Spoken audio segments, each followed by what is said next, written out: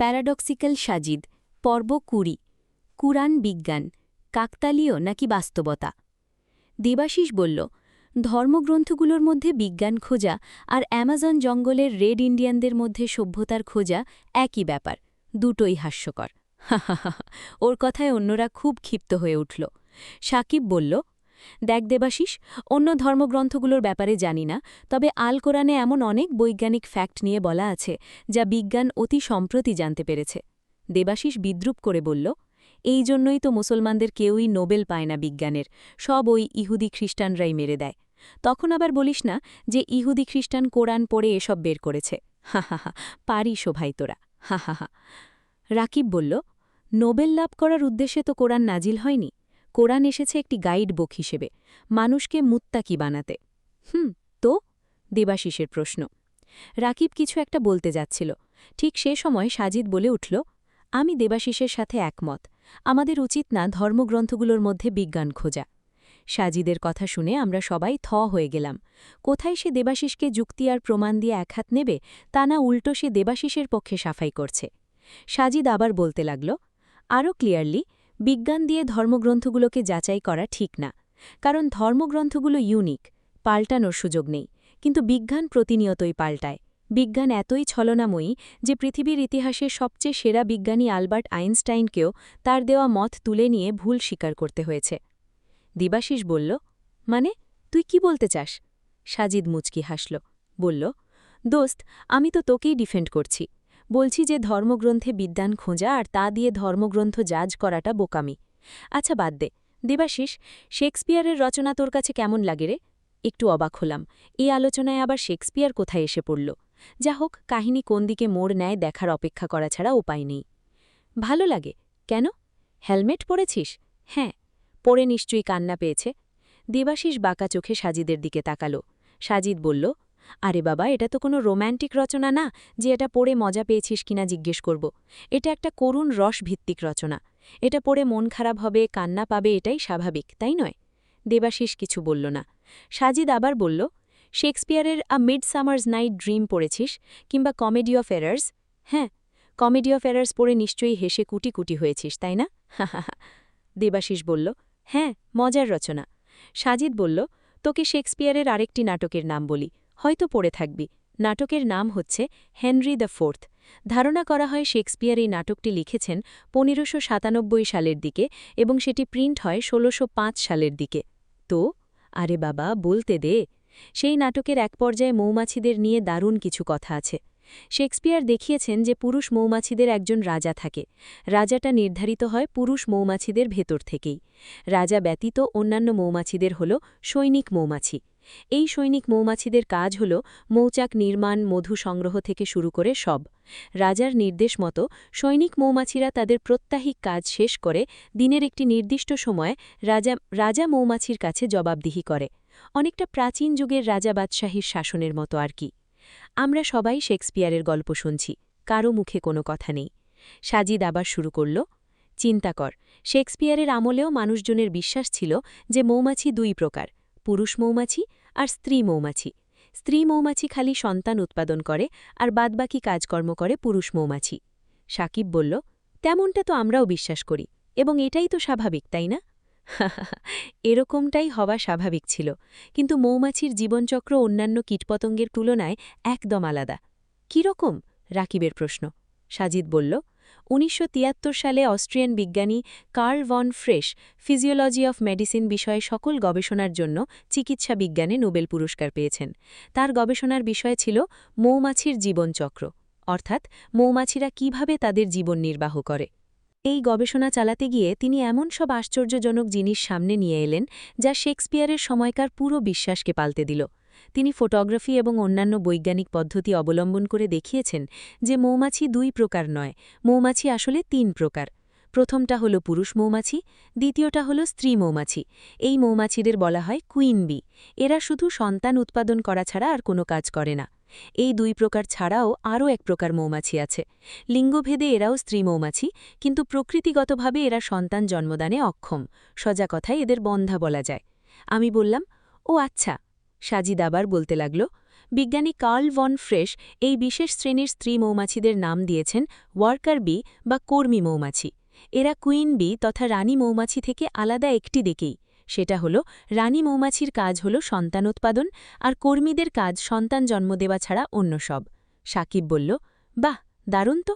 এরা কি প্রকৃতিগতভাবেই সন্তান জন্মদানে অক্ষম হয়ে থাকে? হ্যাঁ, আরও মজার ব্যাপার আছে। বিজ্ঞানী কার্ল ভন ফ্রিশ প্রমাণ করেছেন যে ওইসব কর্মীরা যখন ফুল থেকে রস সংগ্রহ করতে বের হয় তখন তারা খুব অদ্ভুত একটি কাজ করে। সেটা হলো, ধর কোনো কর্মী মৌমাছি কোনো এক জায়গায় ফুলের উদ্যানের সন্ধান পেল যেখান থেকে রস সংগ্রহ করা যাবে। তখন ওই মৌমাছিটি তার অন্যান্য সঙ্গীদের এই ফুলের উদ্যান সম্পর্কে খবর দেয়। মৌমাছিটি ঠিক সেভাবেই বলে, যেভাবে যে পথ দিয়ে সে ওই উদ্যানে গিয়েছিল, মানে এক্স্যাক্ট যে পথে সে সন্ধান পায় সে পথের কথাই অন্যদের বলে, আর অন্য মৌমাছিরাও ঠিক তার বাতলে দেওয়া পথ অনুসরণ করেই সে উদ্যানে পৌঁছে, একটুও হেরফের করে না। কার্ল ভন ফ্রেশ এই ভারী অদ্ভুত জিনিসটার নাম রেখেছেন ওয়াগেল ডান্স। আমি বললাম, ভেরি ইন্টারেস্টিং। সাজিদ বলল, মোদ্দা কথা কার্ল ভন ফ্রেশ প্রমাণ করেছেন যে স্ত্রী মৌমাছি দু প্রকারের, রানী মৌমাছি আর কর্মী মৌমাছি। দুই প্রকারের কাজ সম্পূর্ণ আলাদা। আর পুরুষ মৌমাছি মৌচাক নির্মাণ, মধু সংগ্রহ এসব করে না, এসব করে কর্মী স্ত্রী মৌমাছিরাই। এ পুরো জিনিসটার ওপর কার্ল ভন ফ্রেশ একটি বইও লিখেছেন। বইটির নাম দ্য ডান্সিং বিজ। এই জিনিসগুলো প্রমাণ করে তিনি ১৯৭৩ সালে চিকিৎসা বিজ্ঞানের নোবেল পুরস্কার পান। এতটুকু বলে সাজিদ থামল। দেবাশিস বলল, এত কিছু বলার উদ্দেশ্য কি? সাজিদ তার দিকে তাকাল আর বলল, যে জিনিসটা ১৯৭৩ সালে বিজ্ঞান প্রমাণ করেছে সেই জিনিসটা ১৫০০ বছর আগে কোরআন বলে রেখেছে। দেবাশিস সাজিদের দিকে চোখ বড় বড় করে তাকাল। সাজিদ বলল, কোরআন যেহেতু আরবি ভাষায় নাজিল হয়েছে, আমাদের আরবি ব্যাকরণ অনুসারে তার অর্থ বুঝতে হবে। বাংলা থেকে ইংরেজিতে কোনোটাতেই পুংলিঙ্গ এবং স্ত্রীলিঙ্গের জন্য আলাদা আলাদা ক্রিয়া ব্যবহৃত হয় না।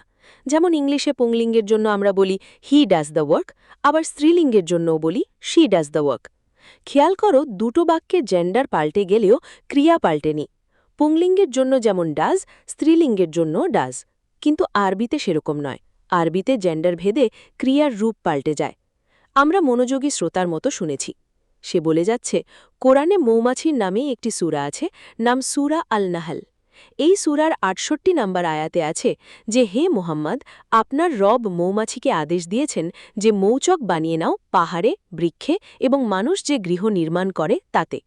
খেয়াল করো, এখানে সন্তান জন্মদানের কথা বলা হচ্ছে না, কিন্তু মৌচাক নির্মাণের কথা বলা হচ্ছে। কার্ল ভন ফ্রেশ আমাদের জানিয়েছেন মৌচাক নির্মাণের কাজ করে থাকে স্ত্রী মৌমাছি। এখন আমাদের দেখতে হবে কোরআন কোন মৌমাছিকে এই নির্দেশ দিচ্ছে, স্ত্রী মৌমাছিকে নাকি পুরুষ মৌমাছিকে। যদি পুরুষ মৌমাছিকে এই নির্দেশ দেয় তাহলে ধরে নিতে হবে আধুনিক বিজ্ঞানের সাথে কোরআন ভুল। আরবি ব্যাকরণে পুরুষ মৌমাছিকে মৌচাক নির্মাণ কাজের নির্দেশ দিতে যে ক্রিয়া ব্যবহৃত হয় তা হল ইত্তাকিজ, আর স্ত্রী মৌমাছিদের ক্ষেত্রে ব্যবহৃত হয় ইত্তাকিজি। অত্যন্ত আশ্চর্যজনক ব্যাপার হচ্ছে, কোরআন এই আয়াতে মৌমাছিকে নির্দেশ দিতে ইত্তাকিজ ব্যবহার না করে ইত্তাকিজি ব্যবহার করেছে, মানে এই নির্দেশটা নিঃসন্দেহে স্ত্রী মৌমাছিকেই দিচ্ছে, পুরুষ মৌমাছিকে নয়। বলতো দেবাশিস, এই সূক্ষ্ম বৈজ্ঞানিক ব্যাপারটি মোহাম্মদ সাল্লাল্লাহু আলাইহি ওয়াসাল্লাম কোন মাইক্রোস্কোপ দিয়ে পর্যবেক্ষণ করেছেন? এমনকি শেক্সপিয়ারের সময়কালেও, যেখানে এটা নিয়ে ভুল ধারণা প্রচলিত ছিল? দেবাশিস চুপ করে আছে। সাজিদ বলে যাচ্ছে, শুধু এই আয়াতে নয়, এর পরের আয়াতে আছে, অতঃপর শোষণ করে নাও প্রত্যেক ফুল থেকে এবং চলো স্বীয় রবের সহজ সরল পথে। শোষণ বা পান করার ক্ষেত্রে আরবিতে পুংলিঙ্গের জন্য ব্যবহৃত হয় কুল শব্দ এবং স্ত্রীলিঙ্গের জন্য ব্যবহৃত হয় কুলি। কোরআন এখানে কুল ব্যবহার না করে কুলি ব্যবহার করেছে। সহজ সরল পথে চলার নির্দেশ এসেছে পুংলিঙ্গের জন্য ব্যবহৃত শব্দ উসলুকে এবং স্ত্রীলিঙ্গের জন্য ব্যবহৃত হয় উসলুকি। মজার, উসলুক ব্যবহার না করে উসলুকি ক্রিয়া ব্যবহার করেছে, মানে নির্দেশটা পুরুষ মৌমাছিদের জন্য নয়, স্ত্রী মৌমাছির জন্য। আরও মজার ব্যাপার, এই আয়াতে কোরআন মৌমাছিকে একটি সহজ সরল পথে চলার নির্দেশ দিচ্ছে। আচ্ছা, মৌমাছির কি পরকালের জবাবদিহিতা কোনো দায় আছে, পাপ পুণ্যের? নেই। তাহলে তাদের কেন সহজ সরল পথে চলার নির্দেশ দেওয়া হলো? খেয়াল করো, বিজ্ঞানী কার্ল ভন ফ্রেশ মৌমাছিদের ব্যাপারে যে আশ্চর্যজনক ব্যাপারটি লক্ষ্য করেছেন তা হল, তারা ঠিক যে পথে কোনো ফুলের উদ্যানের সন্ধান পায় ঠিক একই পথে, একই রাস্তায় অন্যদের বাতলে দেয়। কোনো হেরফের করে না। অন্যরাও ঠিক সে পথ অনুসরণ করে উদ্যানে পৌঁছে। এটাই তাদের জন্য সহজ সরল পথ। বিজ্ঞানী কার্ল ভন ফ্রেশ এটার নাম দিয়েছেন ওয়াগল ডান্স। কোরআনও ঠিক এই কথাই বলছে না? দেবাশিস, এখন যদি তোকে প্রশ্ন করি, কোরআন কি এই জিনিসগুলো বিজ্ঞানী কার্ল ভন ফ্রেশ থেকে নকল করেছে? তোর উত্তর হবে না, কারণ তিনি এসব প্রমাণ করেছেন মাত্র সেদিন ১৯৭৩ সালে। কোরআন নাজিল হয়েছে আজ থেকে ১৫০০ বছর আগে। প্রাতিষ্ঠানিক শিক্ষাবিহীন নিরক্ষর মোহাম্মদ সাল্লাল্লাহু আলাইহি ওয়াসাল্লাম এই বৈজ্ঞানিক ব্যাপারগুলো ঠিক কোথায় পেলেন? কোরআন কেন এই নির্দেশগুলো পুরুষ মৌমাছিকে দিল না, কেন স্ত্রী মৌমাছিকে দিল? যদি এই কোরআন সুপার ন্যাচারাল কোনো শক্তি, যিনি এই মৌমাছির সৃষ্টিকর্তা, যিনি এই মৌমাছির জীবনচক্রের জন্য উপযুক্ত করে সৃষ্টি করেছেন, তার নিকট থেকে না আসে, তাহলে ১৫০০ বছর আগে আরবের মরুভূমিতে বসে এটা কে বলতে পারে? যে জিনিসটা ১৯৭৩ সালে আবিষ্কার করে বিজ্ঞানী কার্ল ভন ফ্রেশ নোবেল পেলেন, তা কোরআনে বহু শতাব্দী আগেই বলা আছে।